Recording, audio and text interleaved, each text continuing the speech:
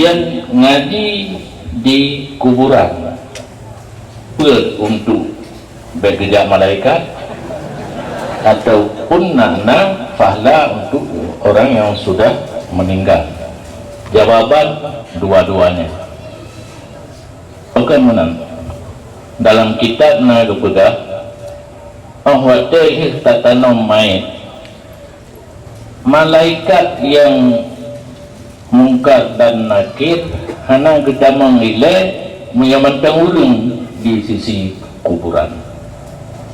Malaikat hana menyeleweng menyawagedanya oleh jatuh mana tak buat mudi. Malaikat hana tinggal dun kitab yang paling ubud Aqidatul Islamiyah la ya'sunallah ma amarahum ayat wa yaf'aluna ma yu'marun. Malaikat itu tidak pernah maksiat kepada Allah, apa yang diperintah langsung dikerjakan. Yang diperintahinan baru dia damang enggak tanyang mayat yang kamati bunuh apabila hanali urun dia di menyana orang yang setia kita yang itim sampai kiamat pre menurutnya baik tanyang pasti walau ngelung hantam ngelung kalanci nabi dalam kubur dia menurut ibarat laginya. Jadi hanabu itu jadi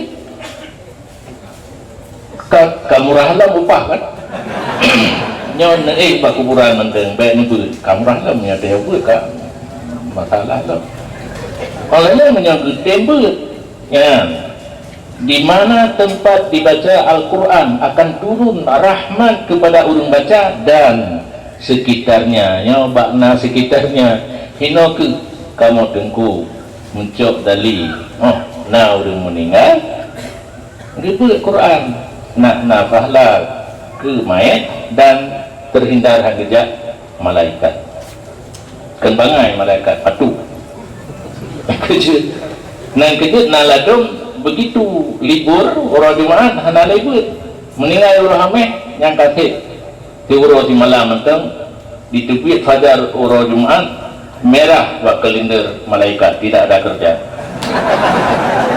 dan malaikat semati hana kita urus satu hana jali kembangai patuh.